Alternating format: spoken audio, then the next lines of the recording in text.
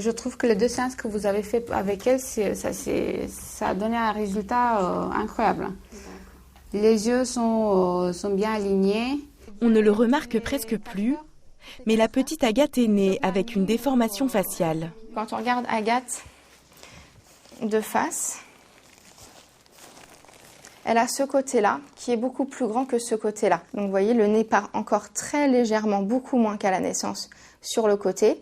Et du coup, la mandibule qui part aussi légèrement de ce côté-là. Ça se voit surtout quand Agathe ouvre la bouche, donc quand elle bâille surtout.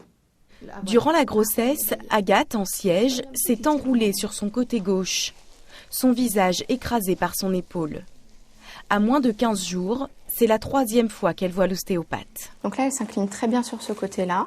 Et là, elle résiste. Elle veut pas. A priori, c'est pas douloureux puisqu'elle pleure pas, mais vraiment, ça lui plaît pas. Oui.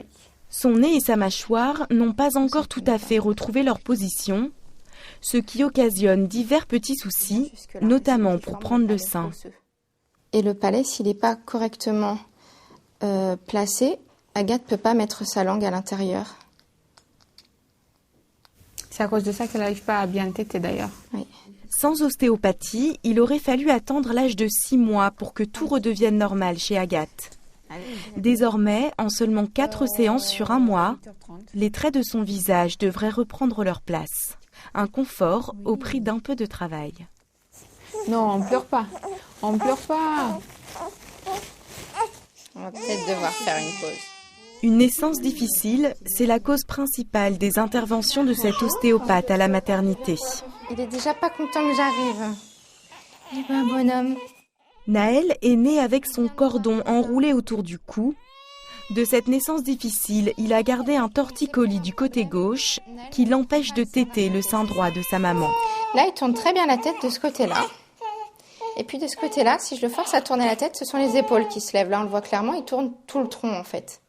Avant d'agir sur les cervicales, l'ostéopathe doit relâcher toutes les tensions musculaires qui bloquent les articulations. Encore un tout petit peu, il te manque quelques tout petits degrés. Encore un tout petit peu. Suivez bien avec votre doigt. Voilà. Super bonhomme. La séance est douce, mais radicale. Là, je vais tourner la tête et les épaules vont plus se lever.